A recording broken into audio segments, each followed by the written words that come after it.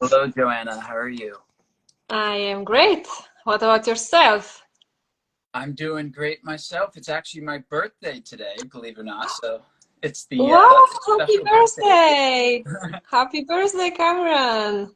Thanks. I was funny. it was funny because I was talking to a couple friends about like birthdays and stuff. And um, the more spiritual I seem to become, uh, the less birthdays seem to matter because you come to realize that every moment is a birth and a death in and of itself. And so to take one day to celebrate a birthday seems a bit um, contradictory, perhaps, or just, I don't know what the word is yet, but I'm just still trying to figure it out. But anyway, thank you. Appreciate it. Yeah, and thank you for choosing to speak with me on your birthday. I'm really honored. I don't know why I can't see you now. Is that normal in Instagram Live that I can only see myself? Oh, oh, interesting. You know, it's not normal. You're supposed to All see right. me, but I can see you and All right. myself. So I Um, hope that the whoever is watching now is gonna watch later can see both of us. Yeah, when I download this, it will be both of us. So I guess, you're just looking into the black hole. This has Right. happened a couple I times. am. Yeah, But I'm glad I could see you before I joined because I saw that we kind of color matched today with our, you have also greenish bluish t-shirt. So I that's can see right. that now, but now I'm just picturing you there in the black square. Yep. I guess you'll just have to dream about it. That's Mm, the. exactly, exactly. Dreaming awake. um, well, yeah. So we'll just progress like this if that's okay. And Yeah, that's all right. That's all right. voice. Okay. Um, but thank you for being here, and I've been very excited to chat with you about you, and all things related to dreams, sleep, rest, yoga nidra. I'm very curious just to learn more about these modalities and how you see them as an essential function of healing and awakening. Um, and to kind of tie these into your own journey. So um, perhaps we start there if you're okay with that. Just sharing a bit about yourself, your awakening journey thus far, um, and how it's led you into the dream world. Of course. So long story short, because obviously I could talk about myself and dreams for a long time and how I got to where I am now. But long story short, I've been a really vivid dreamer for my whole life since I was a little girl. And unfortunately, or fortunately, you never know, I grew up in a household where dreams were not seen as anything important, right? The phrase, it was just a dream, just said in Polish, which is my native language. I heard that a lot, right? It was just, something completely irrelevant. It was even discouraged because who knows what you can dream of and what ideas you can get from dreaming, right? So at the beginning, I didn't really pay a lot of attention to my dreams. And I didn't even realize that the fact that I am remembering my dreams every night and many dreams every night, it's not such a common thing. For me, I don't know, I just took it for granted that everyone has it, right? That everyone remember dream the same way, very vivid, very long, very story-like, movie-like. Um, but I was kind of with all of that by myself because I was really discouraged and maybe even a little bit scared to discover what is it really about. Because my family, my parents are Orthodox Catholic, and the household was very strict. So it was, I would even say there was a little bit of fear, right? Like to go different direction.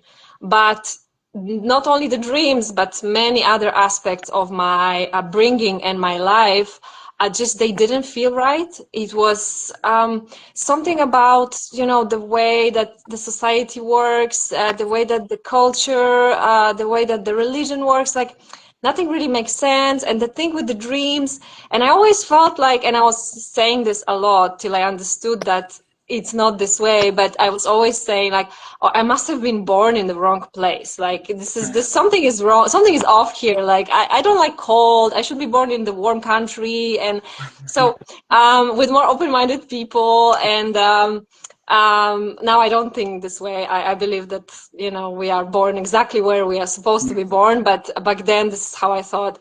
But this, all of that, led me on a journey of exploration, on leaving my home country, of traveling, of going into different cultures and religions and belief systems, and meeting people and learning languages and tasting foods and so on and so on, because I always felt like there is something more than what I was taught, what I was made to believe about myself, about the connection to God, or to however you want to call it, right? The universe, the highest power, that again can have many names. I always felt like something is not really clicking for me. So I decided I'm just gonna go for it. I'm just gonna see for myself.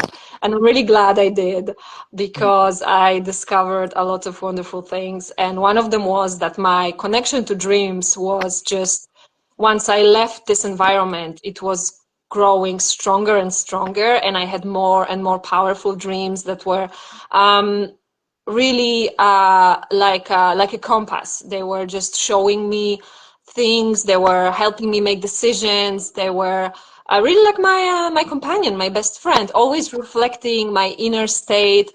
And it took me a while till I really took it into, as I call it, next level, till I really make it my life mission, to help others to connect to their dreams.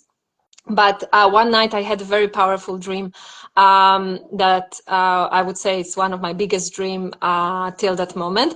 And this dream really pushed me to go even further, to go into actual study, to study dreams, to learn more, you know, just not from the books and from YouTube videos, but like from people that been studying dreams for many years and did a lot of research, and really make it like more official, so to speak. I really wanted to get this more, how to say it, structural, kind of like education on dreams. Yeah, I mean, I believe we can learn in many ways, and I've been learning about dreams for as long as I can remember, but I really felt like it would be great to also learn from others, from dream experts from all around the world.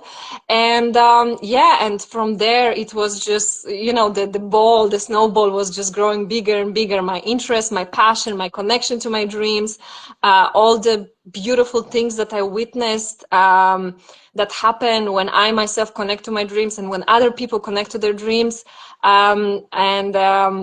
That connected me to Yoga Nidra, which is, and rest, which is another modality that I work with, because I really believe that we are extremely exhausted species, and we cannot really function and be our best selves, because we are just so.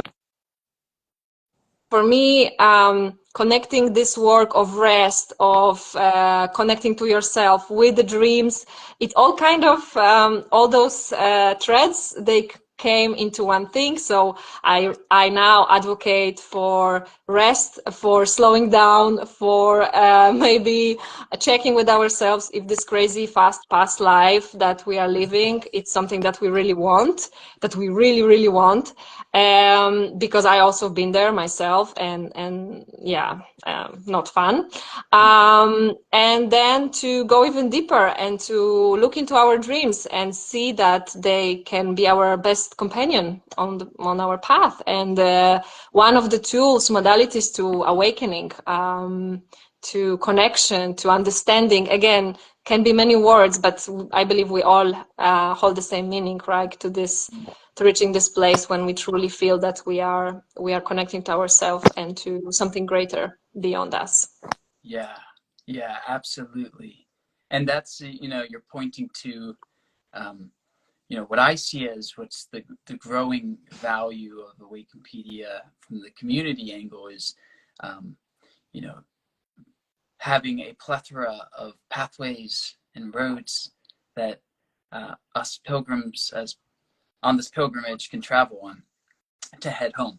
And whether that's dream work or EFT or Reiki or yoga or, you know, any other of the modalities, you know, having that you know, array of options to serve you when you need it, as you need it, is really, really powerful.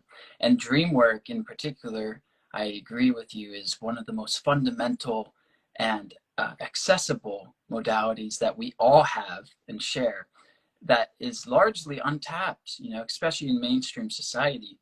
I mean, we all have to sleep and we all dream when we sleep. And so if we can learn how to harness that currently untapped power, it's a really, really powerful solution, and a tool that we can use to facilitate our own healing, to better connect with who we are, and therefore ultimately to facilitate our awakening journey out of, and that's the beautiful, you know, parallel to awakening, which is waking up out of this dream that we call the ego or the matrix into, you know, what we could then describe as lucid living. Exactly. So anyway, I would love for you to just, if you're okay with it, just, you know, take us into the deeper dive of your specific offerings, how yoga nidra, rest, and dreams kind of all come together for you personally, and your offerings, and then yeah, we'll go from there. I'll ask additional questions for you, but Of let's start course. with you know, maybe we could start with the basics too, if you're okay with that. Like, what is yoga nidra to you, and Of how? course, yeah, I'm gonna be happy to clarify on that. Yeah. Okay. Just to, for a second, jump to what you said about dream work being the potential of dream being absolutely untapped. I couldn't agree more with you, and I sometimes think that dream work is like a yoga 20 years ago, when only weird people, you know, were practicing yoga and nobody really knew what it is, and it was a little bit scary, a bit weird, a bit too woo-woo for many people. So I feel that it's exactly the same with the dream work right now, that it's still very niche and still so many people don't realize that it has so much potential and there's so much healing in dreams. And this is one of the things that I'm so passionate about, is just bringing this information to others and to showing them that, as I believe it, we as humans, you know, this is also something that the example that I use when I try to explain to people why it's worth to look into dreams is that I say, okay, so look at your body, right? Like every single thing about you, every single cells, every single organ, every hair you have, everything has a purpose. Like we are made in the way that there is nothing about us, about how we function, about what we contain, about the fact that we need to sleep. There's nothing about us that it's not necessary, right? So why would we have dreams if they were just Yeah. Great point. if they didn't, if we didn't need them, if we Right. could just disregard them, right? Like we are created as perfect beings and every single cell counts, and this is how I see dreams. They are part of this perfect, you know, machine that we are, this perfect creation that we are.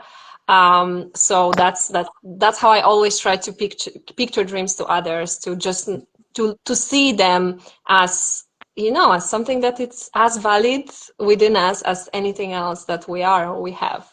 Right. Yeah. And going back to your other question about what is maybe Yoga Nidra and how it all connects with the rest and with dreams. So yes, Yoga Nidra, it's a practice of deep rest. Many times when people hear Yoga Nidra, they imagine asana, right? Which is the movement. So I always make sure a few times before someone comes to my class that they know what Yoga Nidra is, because I don't want to disappoint anyone coming, you know, for some physical practice and they are just being asked to lie down, because basically Yoga Nidra is practiced mostly lying down, unless you are very uncomfortable lying down and you prefer to sit, it's also okay. But we try to find a position that is the most comfortable and that you can feel the biggest release within the body. And what happens during Yoga Nidra, it's a sort of meditation, guided meditation, that goes through various stages and has various elements in which help you to go deeper into a restful state. You know, you surf through the brain waves from our busy mind to most restful and to this place that it's kind of between sleep and awakeness. Many times in Yoga Nidra we experience hypnagogia, which is this state that many people can actually pinpoint when you kind of start to see and hear stuff, but you are also not asleep, but you're not really awake. So we kind of bring ourselves to this place, and this place is very restful and healing place when we can really connect to ourselves. And because we usually keep our awareness, so of course people fall asleep during Yoga Nidra, and if that happens, it's amazing because it means that you are just exhausted and you need to sleep, which is fine. So I always say, don't worry if you fall asleep during Yoga Nidra,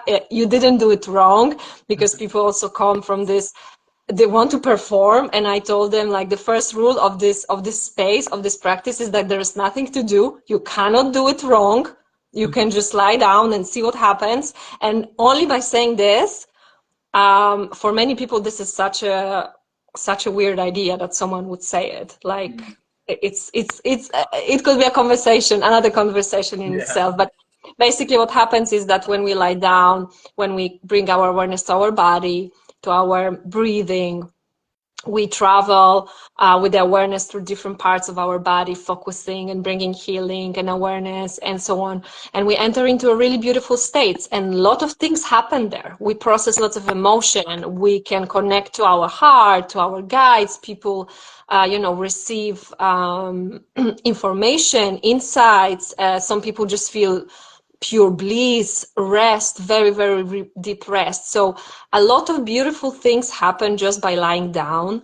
And I feel that this is such an important practice right now, because we are all into doing, and we believe that we need to perform, and that performing many times equals our worth, right? Many people think this way nowadays. And this is antidotum to this craziness of doing and of trying to produce something, because you're not supposed to produce anything. And I tell you, even if you want to sleep, like, I'm fine with this. So a lot of things release, okay, when we rest in Yoga Nidra, and we enter those stages, those different stages of awareness, that and we start to realize that we don't only have the wakeful state and the sleep state, that there are a lot of very subtle places that if we start to pay attention to, we can experience a lot of very interesting things. And by practicing Yoga Nidra, many people also understand that and see that they can recall their dreams much better. So this can be connected in this way, because they just rest, they start to pay attention to what's going on, and then suddenly the dream recall increases. But it's not a goal of Yoga Nidra, again, but it happens. So with this restful practice, with this rest, we are allowing ourselves to really be and to really connect to ourselves and rest. And this gives us like the platform, the base for any other kind of work or healing that we want to do. Because for me, if we are so exhausted, we can be trying different healing modality and doing so many things, and many of them won't work, and they won't work because we are too tired. I experienced this myself. I've been trying a lot of things and been not well for some time, and I could understand why nothing seemed to work and why I can't push through, right? And I understood that because that's the whole point, that the letting go, the resting is going to do the job much quicker than the trying to push through things. Yeah, such a good point. And just to make a comment on that, I feel like it really is the combination that you bring between, just advocating for rest, as well as, facilitating Yoga Nidra with Dreamwork, and almost as a precursor to Dreamwork in some ways, and a precursor to healing in general. So important and so necessary, because I am 100% in agreement with you about the sick state of humanity in many ways, and society, and dysfunctionally oriented to a never-ending stream of doing, and doing from the survival state as well, which is the key determinancy here. Because if you're doing from survival, that's not sustainable, right? We know evolutionarily that we're not primed to be able to continuously exist from that stress survival state. We need to come into rest. We need to come back into being so that we can restore homeostasis. We can calm our nervous system. We can come back into Exactly. connectedness with nature in the natural state, which is at peace in the here and now. So I fundamentally really agree with you as needing a rest-based practice to facilitate healing. And whether that healing modality is dream work or something else, it's really important to use, to have a rest practice that takes you out of survival mode so that you can prime yourself for the healing to come. And I'm sure, Yeah. is that how you incorporate in your sessions, Joanna, with Dreamwork, incorporating Yoga Nidra? Is this why you're doing it, I presume? Yes, again, it all came together from a bit different places, and it was really beautiful for me to see how, maybe some practices that I didn't even understand or know that they are really connected, that they clicked and connected for me and for what I offer to other people now. So basically, yes, I use Yoga Nidra many times, maybe short. If this is purely, for example, Dreamwork session or Dream Circle, we would use some Yoga Nidra practice to enter, these different stages of awareness, this more relaxed, this more connected to ourselves. We could do dream re-entry practice during Yoga Nidra, so then later we can exercise and we can do some kind of work with the dream itself. And when it comes from this place of processing during deep rest, it's also the results of this work is very different, or the insights that you receive suddenly from the dream when you re-enter the dream during Yoga Nidra. It's also very different than if I just ask you, okay, let's talk about your dream. So it's really like a deepening tool, and it also standalone practice as well. So if you're just very tired and your nervous system is off the charts and you are just all over and you don't know what to do because you have so many things to do, so you should do nothing and do some Yoga Nidra. And it helps also for insomnia and for reducing stress levels. Again, I could give you the whole list if anyone is interested. Like, there are a lot of research on benefits of Yoga Nidra, but how I connect it. So I bring them together, whether it's maybe Yoga Nidra with a little bit of dream work, depending on the session, if it's a group, if it's private, or maybe it's a dream work with a little bit of Yoga Nidra. But I always use everything that I learned together, because those practices really come together. And as I said, Yoga Nidra helps dream recall. Yoga Nidra helps to achieve lucid dreams. If someone is interested in becoming lucid in the dream, this is such an easy and wonderful practice, and it helps you become lucid in your dreams. So it's like another subject for another story maybe. But yeah. I myself, without any expectations, when I started to practice Yoga Nidra every day, I suddenly realized, wow, my lucid dream account is just, and then I realized it's because I'm just paying more attention. What you said before about living lucidly, then the same things happen in your dreams, right? The more we pay attention, the more we are present in the waking state, the more present or aware we can be in other states of consciousness, including when we sleep, when we are in the deep REM sleep. Yeah. Dreams inside dreams inside dreams. That's why and it's dreams all the way down, potentially. I mean, the dream of we don't know. Could be, perhaps. Yes. Yeah. That's why I very much am infatuated with dreams, and there's a poetic element to them, for me at least, and it's easy to romanticize as well. But it also, at the same time, is so deeply practical, because the dream experience we have physically, in many ways, very well could be the experience that we call life as the dream, right? And exactly. so yes. there's such strong parallels, and the correlation between dream work with using our physical experience and dream work in the spiritual context go hand in hand.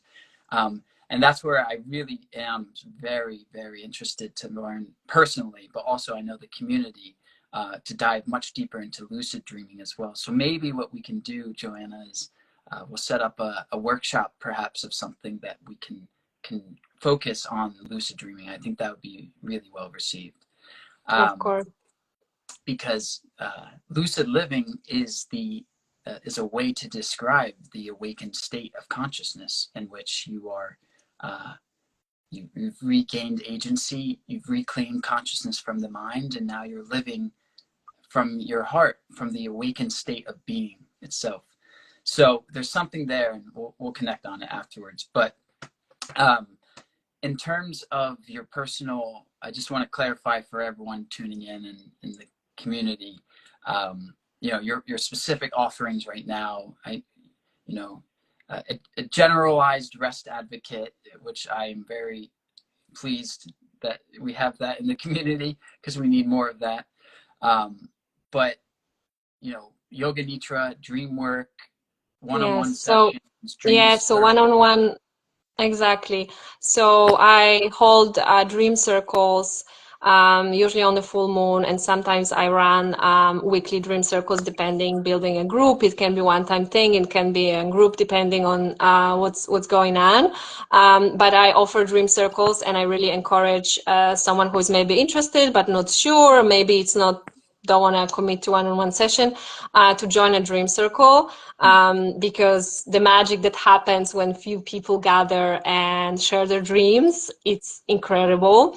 And I think it's really important here, because I didn't mention that before, is that I never interpret dreams for anyone. So I never tell anyone what their dream mean, because I don't believe that anyone can know what other person's dream really mean. What I do is I ask questions, I maybe pinpoint on stuff, I draw conclusions, but the final answer and the final authority, it's always of the dreamer. Because it's really important for me to mention that, because sometimes people expect me to say, oh, I dreamt of a dog, like what does it mean? Well, so it doesn't work like that. It's a little bit more complex in my opinion, because everyone has different association with the dog. So how may I know what the dog means to you?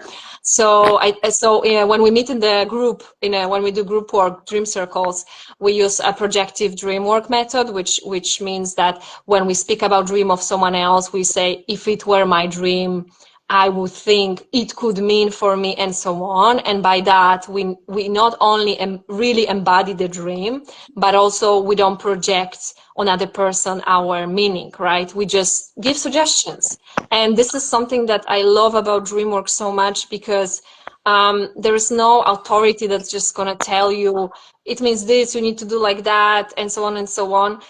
It gives you the full power. You are in full control, and you connect your intuition, and you connect to yourself, and you start to understand your dream language, and then you can work with your dreams. And I love this empowering part of dream work, because I am just here as a friend, as a guide perhaps, to help you go this path, but the whole authority, the whole power is in your hands. And I think this is also a very important part of the dream work that I practice.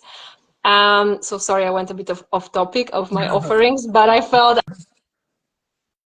that because it's very important for me.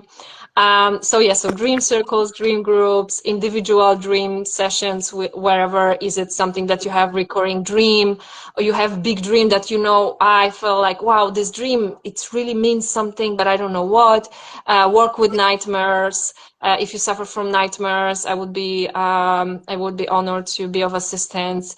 Any kind of anything related to dream, including I don't remember any dreams and I want to. What do I do? Okay, we can also work with that.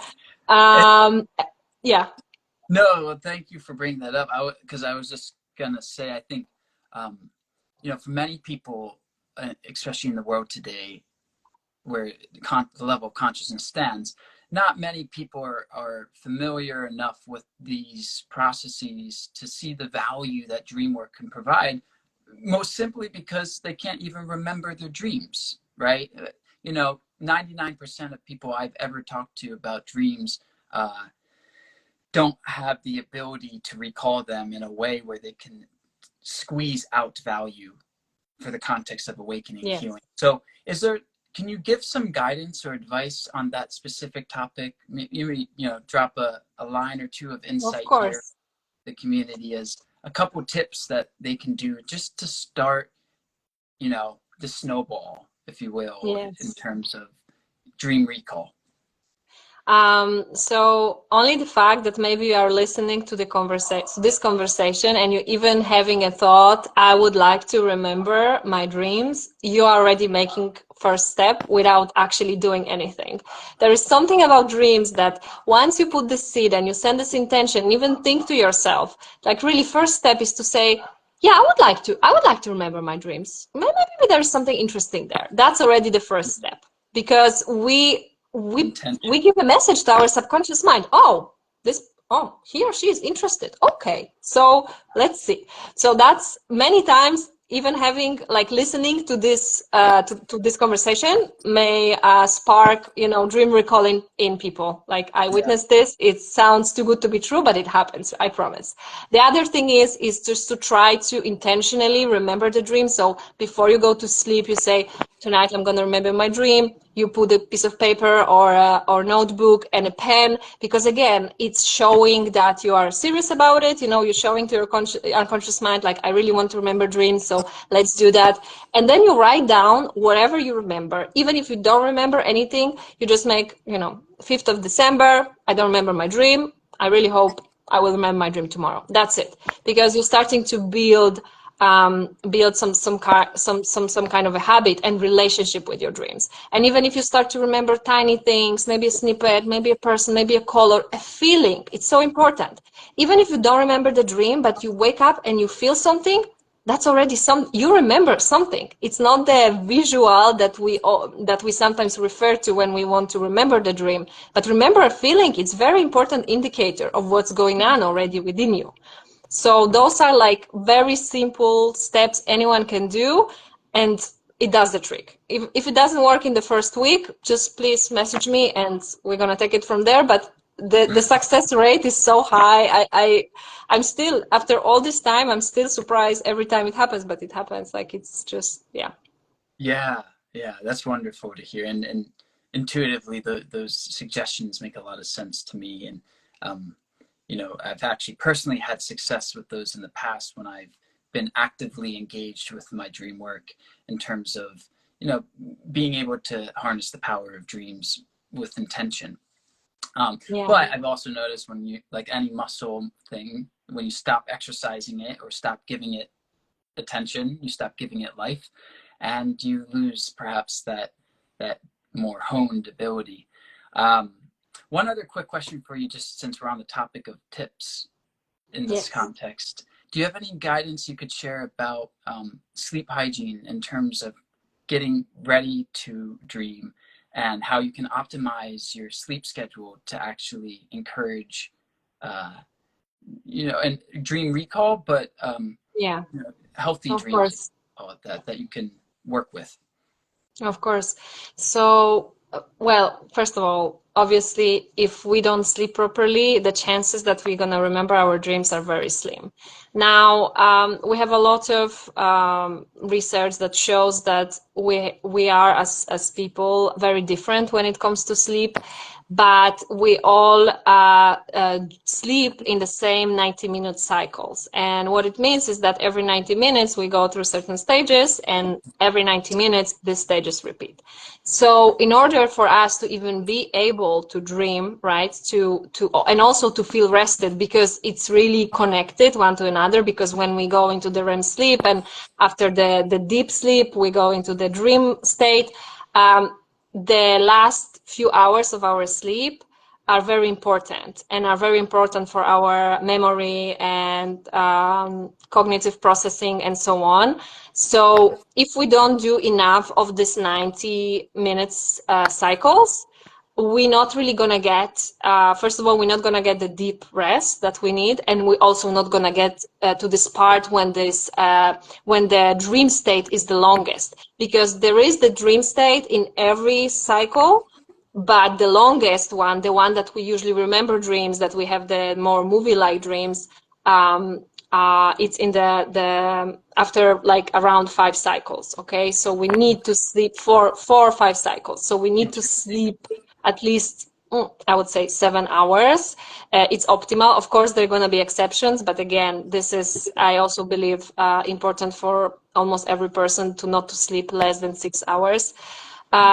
We can function on less than 6 hours, but it's not good for us. This is like very big difference, because I hear people saying, no, I sleep 4 hours, 5 hours, I'm great. You may function, but on the long run, it's probably not the best for you. And about the sleep hygiene, as you ask, and about the better sleep and better rest. So I think the stuff that are mostly known, but still not practiced by many, not being all electronic devices, making sure that we have fresh air in the room, that the room is rather cooler than hotter, trying to not to have interruptions when we sleep, because we want these cycles to go one after another without biggest interruptions. Not heavy meals before going to bed, right? If you're gonna eat the whole pizza and 20 minutes after you're going to bed, most likely you're not gonna sleep well, you're not gonna remember your dreams, or you can even have nightmares. There are even interesting research. No, actually there's some research about, you know, how eating late affects your quality of your dreams. It's really, it's crazy, but it's true. So yeah, all those things, like, understanding why sleep is important, and having, like, when you go to bed, like, really discharge wherever you need to discharge, whether it's journaling or any other practice that you have, meditation or any somatic, wherever you do, to keep your head as clear as it's possible before you go to bed, so you can A, sleep, and B, dream. Yeah. Thank you so much. That was beautifully explained and really, really helpful. You know, I know that, like you mentioned, like these are some of these practices have been known, right, and have been recommended, but we need reminders in order to actually adopt them and integrate them into our life. We need to constantly be reminded of the truth and of the value of these practices, so that we can ultimately come to prioritize them and as, you know, routines in our life that we embody. It's really important. And that's why you find, like, any spiritual teacher or anyone ultimately just tends to say the same things over and over in different ways, but it's because we need to keep hearing it until we learn the lesson. And this is what happens with the recurring dreams, connecting to what you said. We have recurring dreams because there's a lesson that we are not processing just yet. And as you said, some stuff are keep coming back in our life, as we know, you know, experiences, patterns, and so on. And this is exactly what happens when we sleep, when we dream. We have these recurring dreams because there's this recurring message, there's recurring lesson, and we are just not getting it. Someone said that every dream is like a letter that is being sent to you and not being open. I feel this way, that we are being given the gift of dream, and when we don't look into it, it's like someone sent us a letter and we don't open it, so we don't know what's inside. Right. I love that analogy. That's really nice. Last thing I'll ask you, Joanna, just as we transition into wrapping up here, how has your life evolved from, you know, spiritual, mental, emotional, physical, all from a multi-dimensional perspective? How has your life evolved, transformed as you've embraced dreams yourself, embraced dream work, you know, as you've embodied these practices that you now facilitate? How has your life changed? Yeah, it's a big question.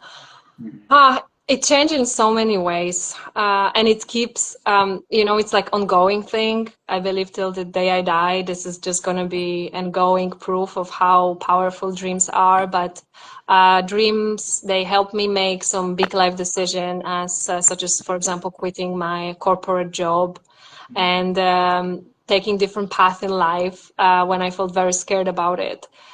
Dreams helps me in every area of life, whether it's my health, because I can see that some dreams are pinpointing on some health issues, so I can address them before they blow out of proportion, you know, to relationships, that my dreams show me, oh, maybe there is something going on with the relationship with others or with myself, to even, you know, precognitive dreams that I had about some world events and so on, that just showed me one more time that we are so connected, that we are really all one. And I know that many people just say this sentence and sometimes not necessarily really being able to grasp it, but they every day they show me that we are really all connected and that we really one.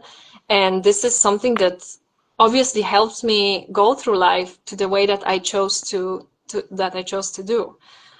So in every, of course, I could give you like other specific examples, but all the area are being affected by the fact that I just look into my dreams and that I connected to my dreams. So from the biggest decisions to the smallest one, like I can dream of some vegetable and I know that I just need to eat this vegetable, like really. And the great thing is, like last thing that I want to say is about our dreams is that dreams are not usually literal, right? They usually speak in metaphors.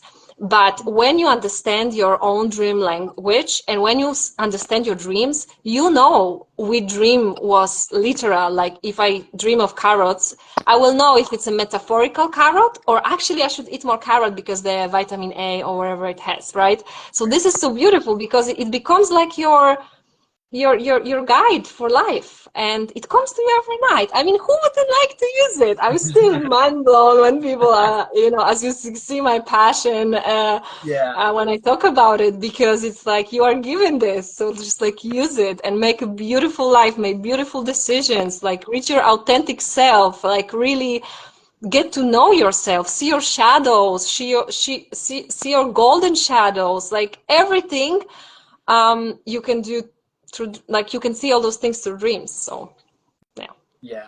I hope that answered your question. Yes, of course. And that's one of the things I really loved about meeting you and talking with you about your practice. I the passion and zest you carry for dream work, and you know, you walk the talk, you practice what you preach, which is so important as a facilitator for any modality. And you know, I think that I feel the same way about awakening in general, right? As you may say in context of dreams, but I see it for awakening and just existence. Like how is it possible that you're here as a human being and you're not curious as to how or why or to what this is, where you're going, where we came from, those deeper existential questions, and instead you just care about, you know, NFL football Sunday night. It just that's what baffles my mind, you know, where it's like, how do you not have those questions? How do those deeper existential questions not captivate your attention? And that's what they always captivated mine, and that's what led me down deeper and deeper the rabbit hole, past the point of no return, perhaps. But it's beautiful, you know, and it's like the most amazing part about all of this work that we're doing, no matter what road you're traveling on, whether it's dream work or EFT or Reiki or reading books or whatever it is in the moment, you know, it's facilitating your healing, and it's facilitating your awakening, and it's helping you to kind of just connect with the truth of what is. And so it's really exciting to be able to, you know, share this with a community now. You know, I feel very blessed for that, and to have someone like you on the team too, who carries such strong passion and authentic nature. Really, really inspiring. So I'm looking forward to growing with you, you know, to expanding your practice with you, and seeing where this goes together. You know, I know it's just the beginning, and dreams very much are the future for our species, tapping into them. It's such an exciting space. So I'm looking forward to it. Thank you so much, Cameron. Me too. I'm really looking forward to grow with this community and to bring the power of dreams to as many people as possible. Whoever wants to, who wants to see it, listen to it. Yeah, absolutely. Okay, well, this is a good place to wrap up. Thank you, Joanna, so much for everything. And guys, for tuning in, thank you as well. You can learn more about Joanna in the member forum, in her partner profile, which is up there live. You can learn more about her background, her bio, her website offerings, direct booking links, special offers for Awakenpedians, other modalities that she's working within as well. So all of that's in there. So more to come. Thank you, Cameron, and happy birthday again. Oh yeah, thank you. Okay, talk soon. Bye, thank you.